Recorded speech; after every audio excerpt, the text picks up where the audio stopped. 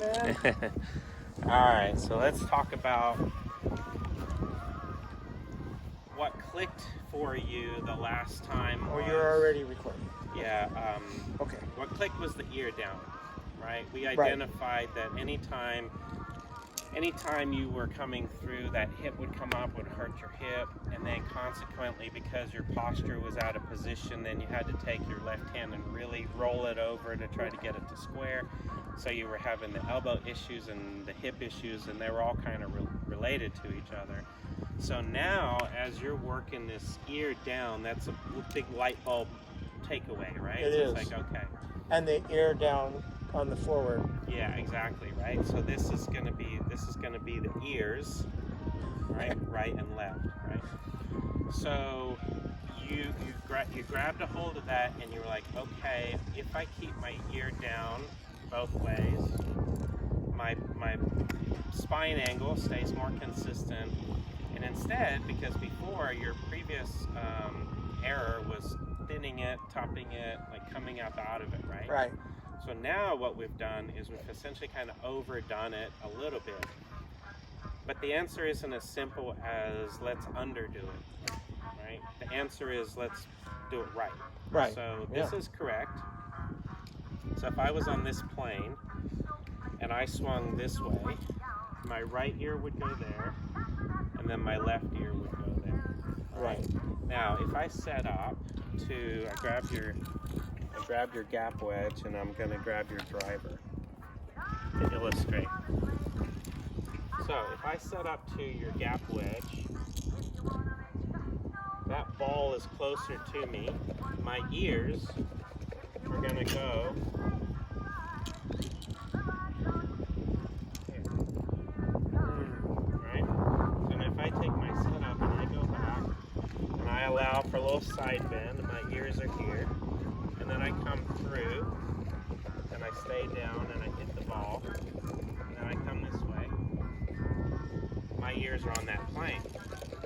That's great for this club. Not great for this club. Right. You see where I'm going with this? Yeah. Because if now the ball is out there, and I swing my ears on this angle, Yep. and then I try to hit out over there, I'm going to drop my ears on this angle and they hit the ground way back here. Oh. There I am.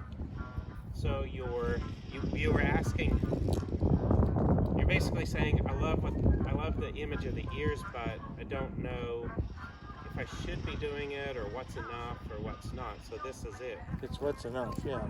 The ears should point at the ball. And the ball changes for every club.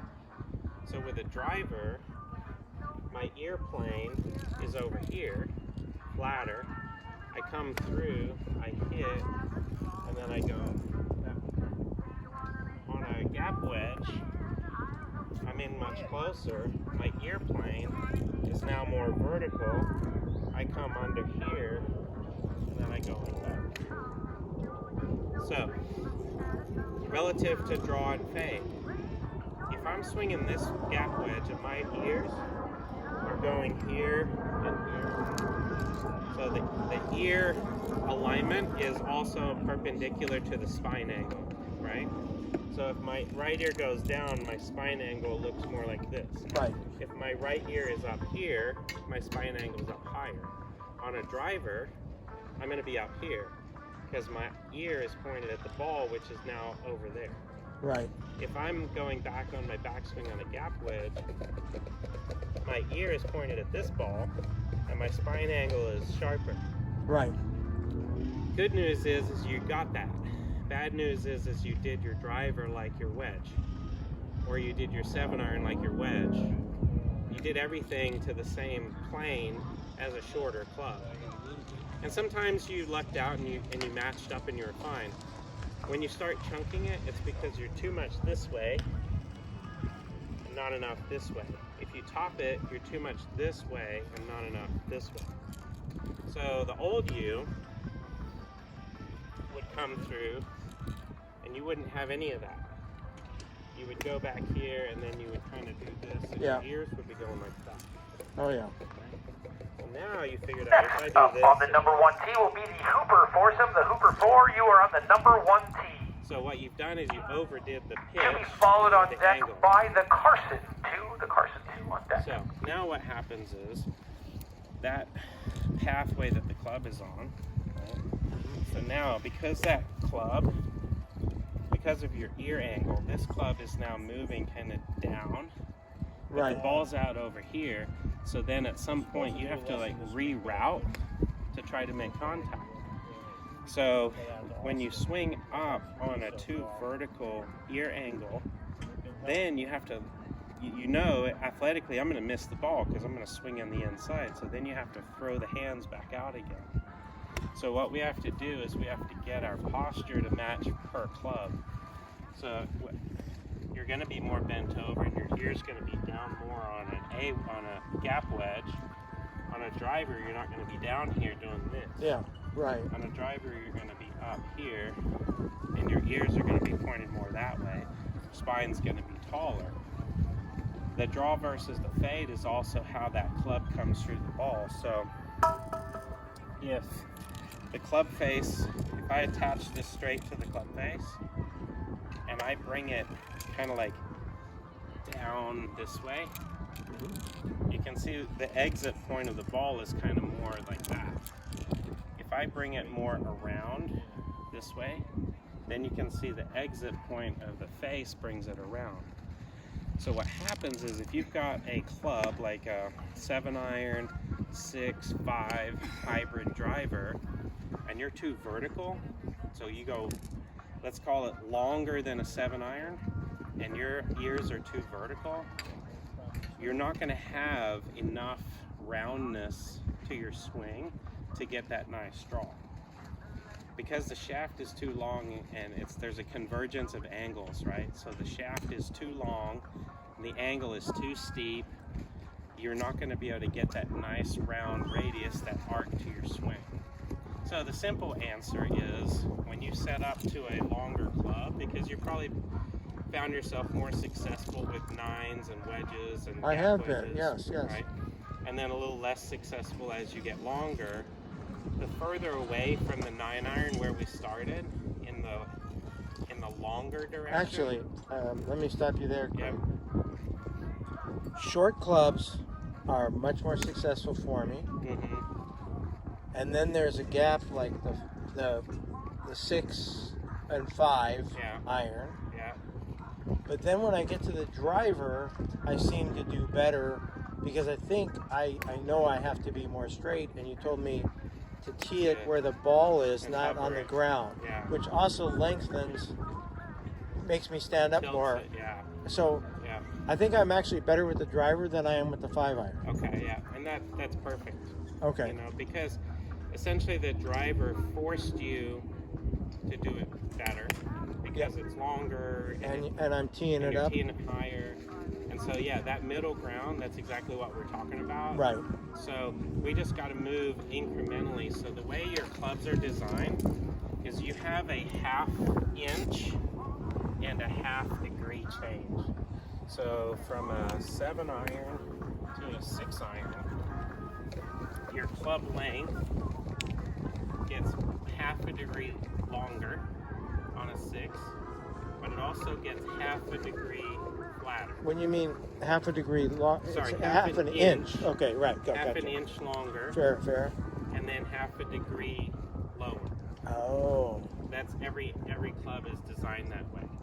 1/2 degree. Yeah. So what happens is when you add length and lower, it puts the angle further away, right? Mm-hmm. So the lowest club in your bag is a driver. Its angle is 57 degrees, right? And the way that's measured is that's 90. Oh, okay, right? that's 90. Okay. 80, 70, 60 lands at 57. So it's actually 57 to the ground. To the ground. Yeah, below you. Yeah, gotcha. It comes up 0 Yeah, gotcha. to 57, right? So 45 is going to be lower. No club is lower than the driver. The driver's 57. Gotcha. Your highest one, and it's easy to remember because you have a 64. Yeah. It's 64. So it goes from 57, 58, 59, 60, 61, 2, 3, 4. Wow. So there's only a 7-degree change from your longest to your shortest. And you know what? Interestingly enough, most people interpret 64 as being 64 degrees of loft. Well, it is for this one too. It's both. Just so happens to be both. Your 64 is this way. Okay, that's confusing. Yeah, go ahead. Yeah. Your 64 is this way. Yep. But it's also 64 just so that happens. It's easy to remember that way. It just so happens it's also 64 this way. But on the driver, when you say 57, it's not 57. Yeah, so this is 10.5 degrees on the loft. Right. But the lie is 57 from the ground. So it lands at 57. Okay. 3 wood is like 58. Gotcha. So it goes in half degrees. Oh, I see. So you have a 7-degree gap, but you have basically 13 clubs in there. Oh, wow. Wow.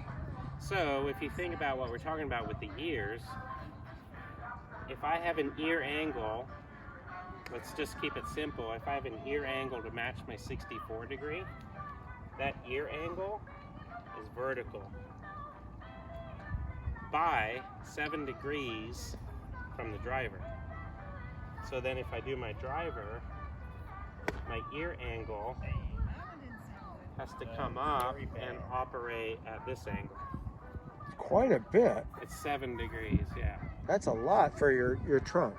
Yeah, exactly. So your spine angle is going to alter down here to the 64 and then up here to the driver. So you have a 7-degree change. So if we summarize it, basically what was happening was you got on the 9-iron and you were grooving the 9-iron. And let's say you overdo the 9-iron by half a degree or a degree.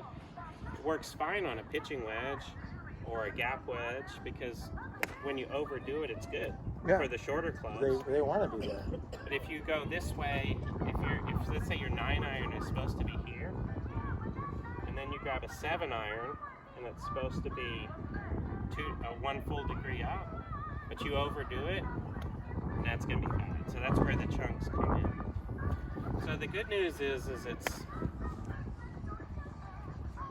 7 degrees, not 27 degrees. So the good news is it's only a 7-degree window. The bad news is athletically, you have to be able to manage half-degree ticks, right? So if you're standing on a driver on a par 4, and you hit your driver and it goes right down the middle, and let's say your very next club is a 5-iron, and you address the 5-iron at exactly the same angle as the driver, you're going to be, say, 3.5 degrees off. So on a 5-iron, you have to be 3.5 degrees down. What happens if you go to 5 degrees down and you chunk it? Oh yeah. Right. So the good news there is it's a small window. Bad news is it's very little increments. The other good news is you get to do practice swings. So when you're standing here and you're getting ready to do your practice swing and you miss the ground, you drop your ear more. Then you start hitting the ground. If you hit the ground, if you go too far, then you're gonna hit the ground too much. Then you gotta back up. Really? So what you're changing is your spine angle. But where we started was understanding we're changing our ear angle. And our ear angle goes here for a driver, but here for a wedge. Right? It goes in those angles. Oh boy. Right? So when you said, Okay, so I'm not sure about my ear, yeah, you're right. that's it. Because when you did your ear, what felt good on a 9-iron, Yeah. and you said, I'm going to repeat that exact same ear angle, but you did it on a 7-iron, it shouldn't have been exactly the same. It should have been 1 full degree higher on a 7-iron versus the 9-iron. And I think generally, also, I've been under the misconception, maybe it's that they used to teach this a while ago, is been under the misconception that also when you're taking the practice swing and where you hit the ground and everything, you adjust the ball where it is in your stance, and also how close you are to the ball. Yeah. You're adjusting those things instead of adjusting your ear angle. Mm-hmm. And I guess I've been doing that wrong for a bit here. Yeah, it's interesting. You keep the ball in the middle of your stance always, right? I keep or it. Do you? I keep it between my middle and just a little bit in front of middle. Okay. So as a lefty, Yeah. center, I'm going to play it just inside my right heel. You talk about for the longer clubs. Yeah, so basically for a sand wedge here, and then it moves a little bit as it goes up to the driver. But then it also does this. Right. So it's back in here, and then it's forward and out, forward and out, forward and out, forward and out. But it's not just, I'm not just doing this with my arms, I'm doing it with my back, which is also my ears, right? So now if I change my back up here to a driver, my ear plane is this way. Whereas on a wedge, my ear plane is more underneath. So on my practice swing, I should be worried more about my ear plane. The ball isn't moved much, right? And it's more about where my ear plane is relative to where that club is landing. Yep. Oh wow! So let's hit a couple. Why do they teach you all these other things about repositioning the ball, and standing further, closer, all that stuff? They tend to emphasize, just a matter of emphasis. Mm-hmm. Yeah, I'm not and saying you could be way the hell away from the ball. No, and I think what it comes down to is the credibility you give the golfer, right? So if I gave you simplistic things that were super general, I'm assuming that you're not athletic enough to or mentally capable enough to comprehend these nuances. Because what we just talked about was a very nuanced thing, right? It's a very minor nuance. You're an intellectual guy. You can comprehend that. You can see that those things change. If you, especially when you understand that the literal tool changes in angle and changes in length, right? As a physicist, you're like, oh yeah, that's all angles, geometry, planes. I get that. Right. Well, then if I look at you and go, well, this guy's not athletic at all, I'm just going to make him stay in the exact same place. Well, then you're not going to actually get the fruits of the nuance. Right. So I can't assume that you're not going to comprehend this. I've just got to throw it out there, and then if you comprehend it and I get it. you get it, right? I get it, yeah. So the question is whether I can execute. Right. Well, and I think that answers the question as to why maybe some instruction has been generalized. It's because we're not giving the athlete or the student the credibility to actually do it right. We're saying, if you get it within this box, you're okay. But that's not good enough. That's just okay, right? Whereas if you get it exactly right, your game will change that much more for the better. And I think a lot of coaching is a little too general and not nuanced enough, right? Right. Yes.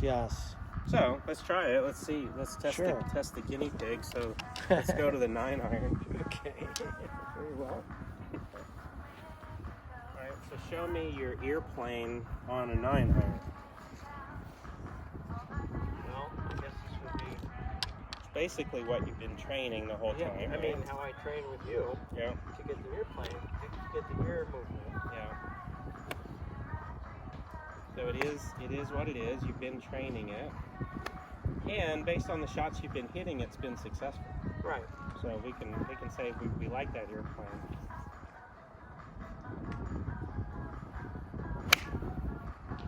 Right, now did you hit the ground a little bit too much? I did. So your ear plane, even on the 9, you probably exaggerated. Yes. You're on TV, right? I'm shy. I'm camera shy. You're being recorded, and probably what happened, do your setup, right? Swing back and stop. Probably you were like, okay, I got to really keep that ear plane down. So you dropped it maybe all the way down here, which is maybe good for pitching. But it really should have been maybe a tiny bit up to get the right. So try again, but don't drop the ear plane as vertical. ear plane move a little more, let's say horizontal rather than vertical. Oh, there you go. So you clipped it clean. So that was good. Yeah. I like that shot. Right, so we're doing I'd be happy with that one. So do your setup. Okay. So then if you adjust it down and up with spine or ear plane, so drop your ear plane way down. Now you're capable of hitting around here. Yep. Right? Now stand up taller. You're barely capable of hitting the back of the ball. So on the 9-iron, you just got to do a practice swing over here. Try to find what's the point where that club skims. So it can skim a little bit behind the ball. Just a little, yeah. A little behind, like we were doing with the chip shots. And then the nuance is you're adjusting contact by doing this. Right. Not by just, changing it in your hands.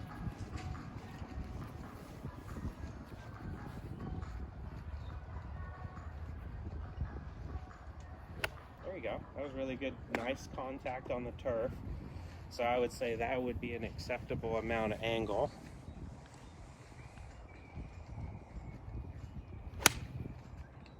Right? So how was our contact with the turf? I think it was good. It's good. I don't think it was. I didn't feel it. I didn't feel it in my hands or my elbow. Yeah.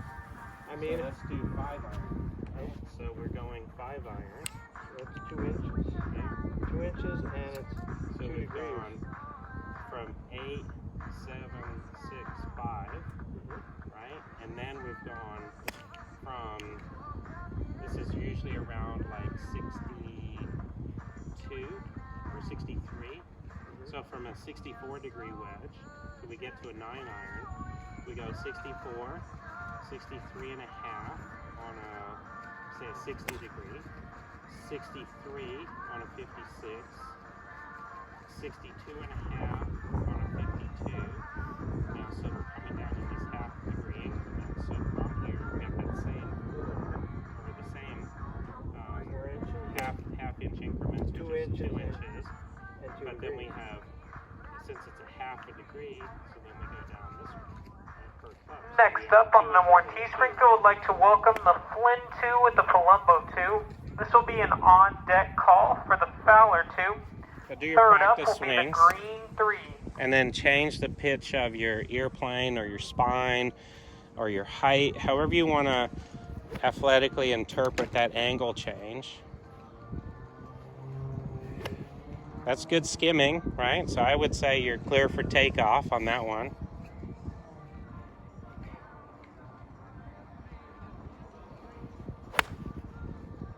Right? So you did a couple really nice skims, and then you topped that one. So you were not tilted. Your ear plane was too horizontal. It needs to be a little more vertical on this one. So that's how you assess it. You say, well, I hit the top of the ball. I didn't drop my ear enough. So do a couple practice swings. Right? I was a little more matte sounding. I heard the matte more.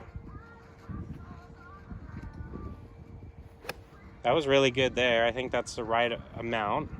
So trust that. See if you can replicate that.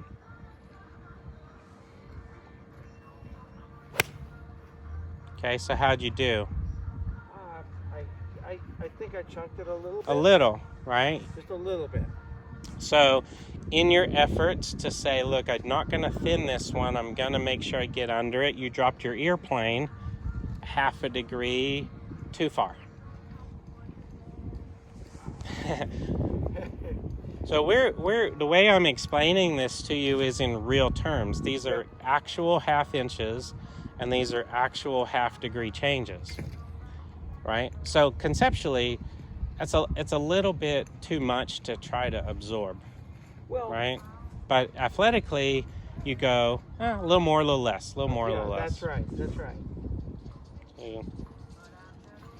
You know, we're not machines, so we can't figure out exactly. Yeah, we can't just have, crank it up. Yeah. You know. But we can do a little more, a little less.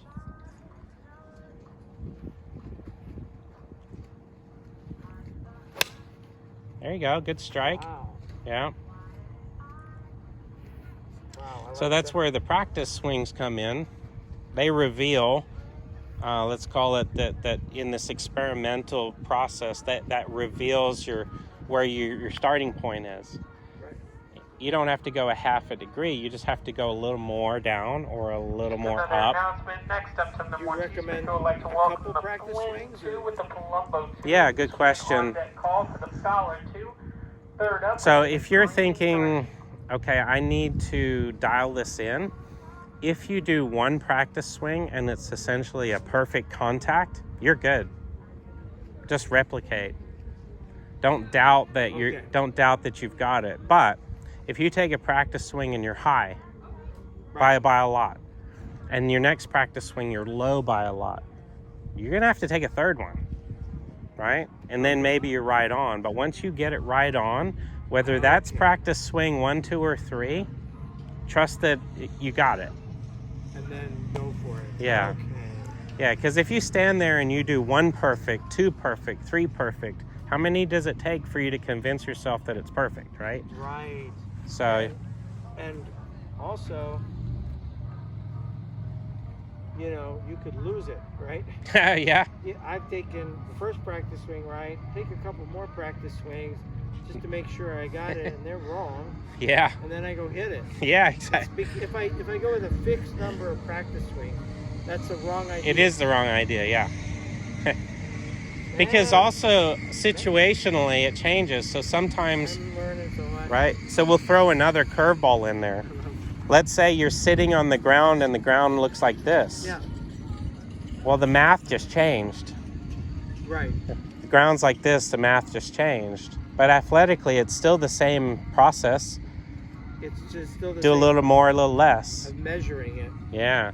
So if you're standing on the side hill lie and your very first practice swing, you hit the ground too much, stand a little taller, right? If you top it, come a little down. It's the same problem solving. No, you're getting into something new. So the side hill lie where the ball is either above or below my feet Yeah. in elevation. Mm-hmm. You telling me to adjust this? Yep. Not how much I choke up? Yep. Oh man. Yeah. I've been choking up, or Right. I mean, you're right. In the downhill, you can't choke. You can't let more club out. Right. You're already holding the end of it. So I do go down, but on the side hill uphill, Yeah. I choke up. Right. Take the same swing. You're saying that's not the right? Yeah. You don't want to do that because then it affects too many other variables like club head speed and stuff like that, because the shorter you grip, the more club head speed you lose. And then longer the club, the more club head speed you gain. So when you're standing on those lies, the easiest way to adjust is just adjust your tilt. And you may have to adjust your aim a little bit, but mostly for contact, if we're just talking about solid contact, that's what we're doing is adjusting. We're calling it 2 different things. It's either spine angle or ear plane. Yeah. Same. Same thing, because it's always one's perpendicular to the other. Exactly. Understand that? Yeah. Oh my goodness. So as you do your practice swing with your 5 iron, so we're going to finish up with some jumping around. So I'd like to try my driver for you. Yeah, we'll do these 3 clubs. If you don't mind. So we're going to do the W, the driver, and the 5 iron, right? That's jumping around. Okay.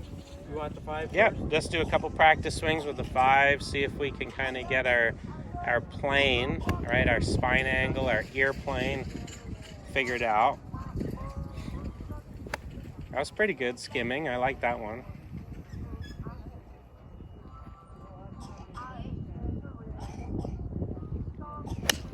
Hey, look at you. Nice. Good swing.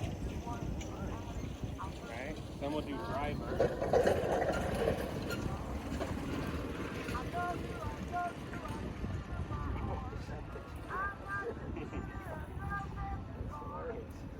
Right, so now do a couple practice swings. You're hovering, Now right? the driver Yeah. is actually more exaggerated. You can refute this if you like. Mm. Than would normally be said, because it's not only 57. Correct. The ball is up. It is, so it changed. So it's even more. Yeah. Because you told me I'm lining up not like this, but like this. Correct. Yeah. So that makes it even shallower. Yeah, no, it is. And your logic is completely sound. However, when they measure a driver, Okay. They measure it that way. It's already taken into account, is what you're saying. Yeah. It's accounted for. So Already. it really is 50. Oh, Yeah. 57. Okay. yeah. All right. Can't fool the pro here. Yeah, when they measure it, they hover it in a clamp. I see. Okay. Gotcha.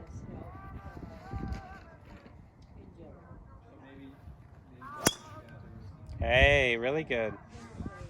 Really good. Love that. Oh, maybe too. Okay, now we gotta go. We gotta try to break the guinea pig. So now we gotta go. Now, by the way, in my text I sound kind of pessimistic, so I didn't want to make it sound like nothing was working. No, you're good. I was just trying to get Yeah. it right, you know? Okay. No. All right, so as you do your practice swings, try to get that airplane or spine angle to adjust so you didn't hit the mat. Didn't hit the mat. So this is a more Next up on the aggressive Northeast, I'd like to angle. welcome the Fowler 2. This will be an on-deck call for the Green 3. Third up will be the Sprig 2. Yeah, there you go. So it's more work It to get down to that angle.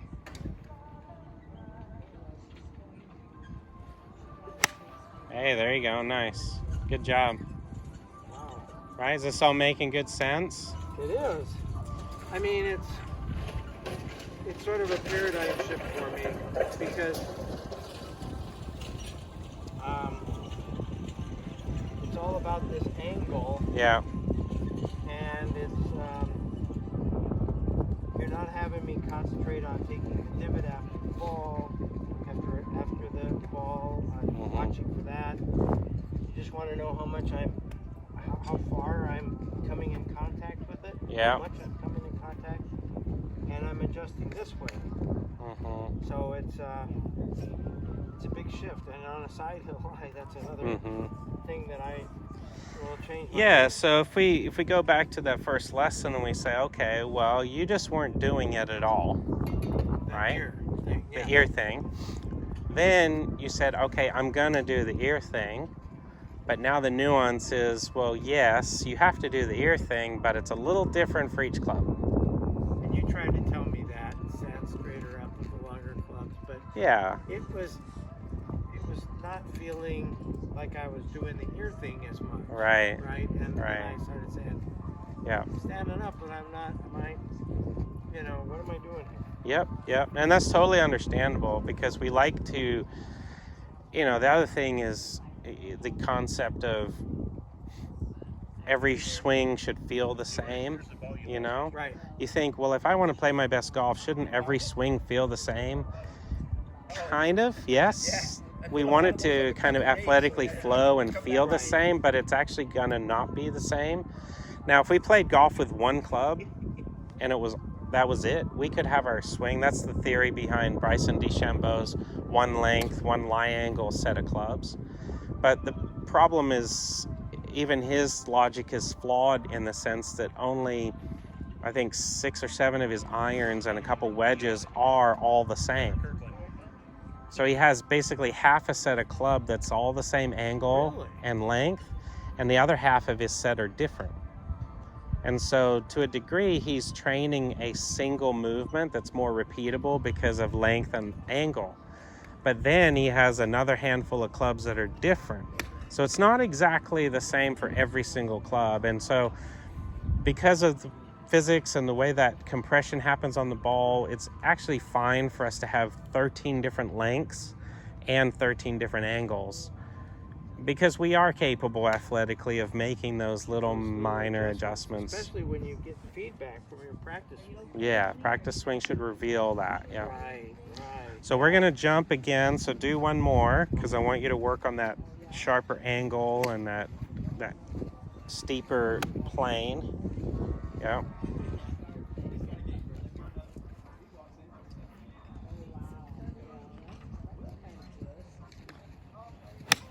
Really good. Great shot there. That was beautiful. And you're finishing exactly on plane. Wow. So then we go the I like opposite that. end of the spectrum, right? So we've gone from here to here. Right to there. Yeah. Yeah, but it's already, I know. Already in the 57. No, but you're right. Mm. Except if you hit a driver off of an uphill line or out of a bush. Oh gosh. Like let's say you hit your ball in the desert and it's up in a bush, Now I gotta be clear up here. and now you want to hit it on that angle. I'm almost Baseball swing, yeah. But now We've gone all the way to like 80 degrees or something. on the practice swing, it's okay to just hold it up as if it were the Yep, ball. exactly. That's what I want you to do. Yep, Okay. always hover it. And that's what you're eyeballing too when you're assessing height.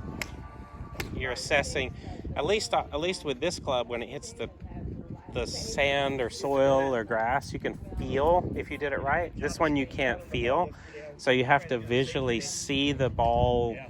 Am I below it or Yeah, above it? And yeah. I think I was a little bit above it, to be honest. Yeah. That video I've been watching, I've been trying to implement some I stuff think I was on a little bit low. Yeah. A little low because you hit the mat, right? Yeah. That was pretty good.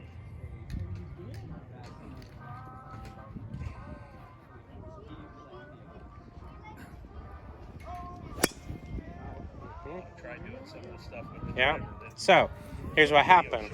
Yes, I want to know what happened. Yeah. I was looking at Okay. So that, Because I do that a lot. okay, so and you should, based on your training habits, you should have been doing that a lot because you were dropping this to the 9-iron here. Right, so do your grip.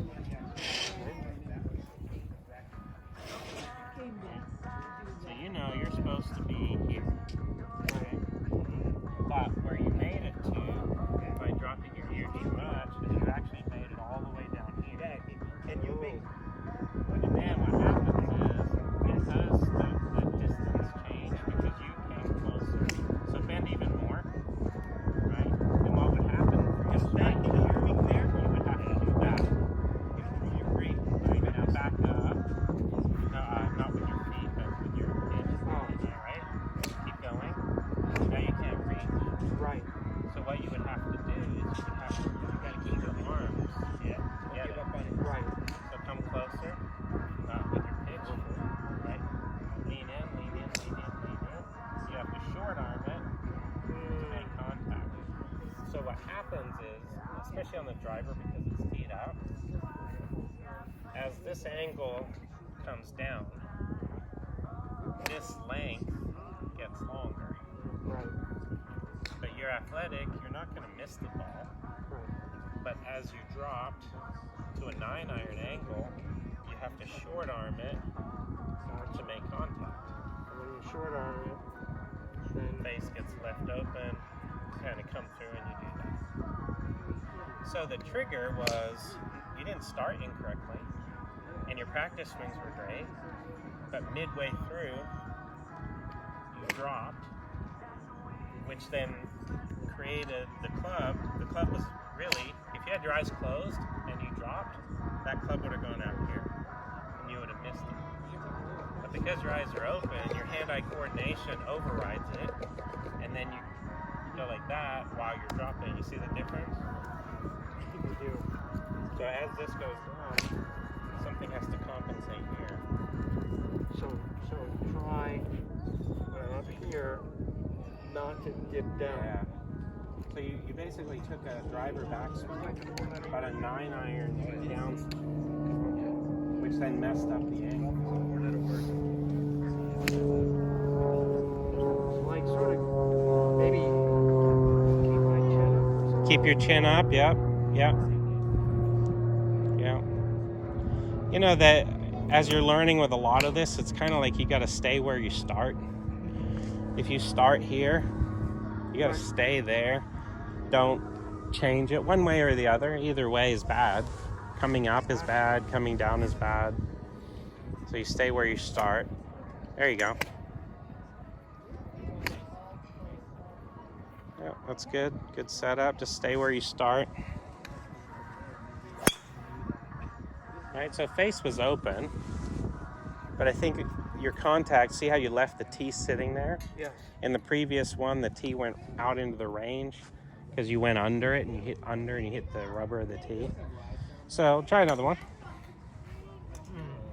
There's two different, what's interesting is it's the same ball flight. Yep.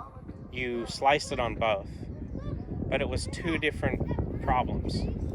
So we're just going to stick with the first problem of trying to not drop as low. So stay, yeah, there you go. That's better, yeah. So you're just controlling your spine angle through the ball better.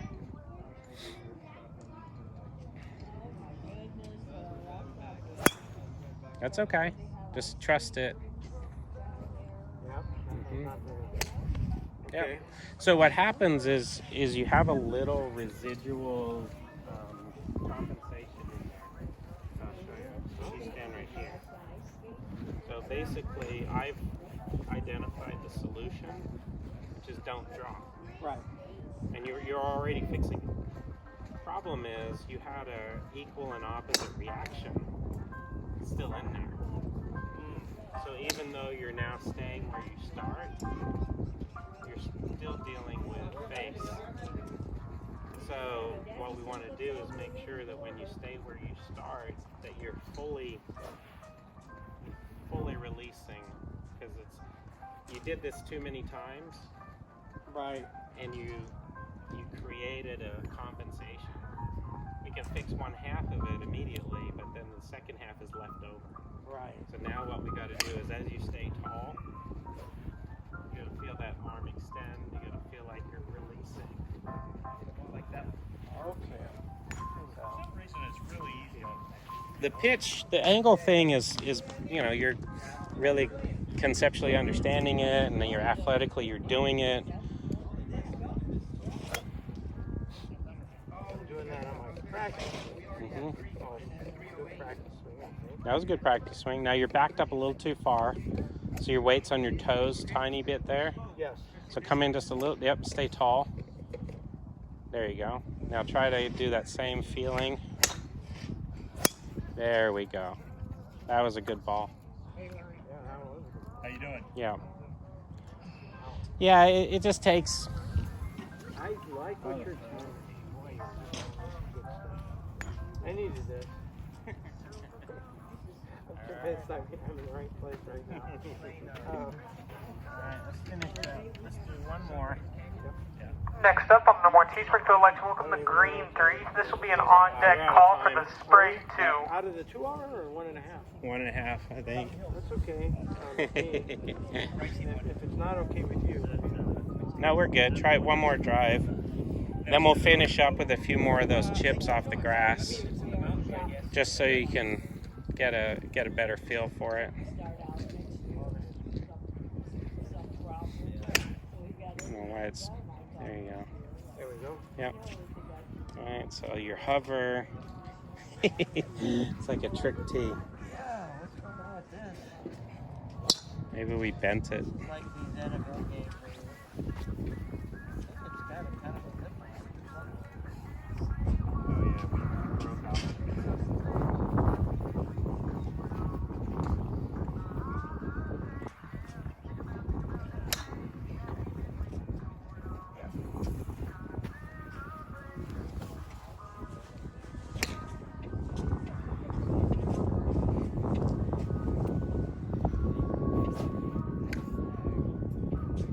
Good. All right, check your heel toe balance. Yeah, there you go. Stand up a little taller. Perfect. Yeah, now stay where you start.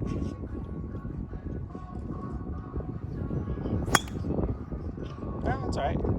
Thinned it a little. Try one more. There you go. Stand a little taller here, just a little, like as you work during your balance. What I want you to feel like is right on this inside where your weight sits. So right here, you can feel like the weight is in balance. You get set up and you're leaning on your toes, it's not going to be good.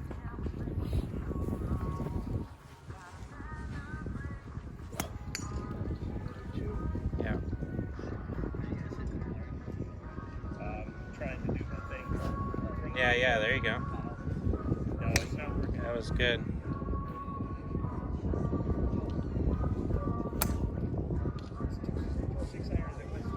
Yeah, good adjustments. I like that. That was good.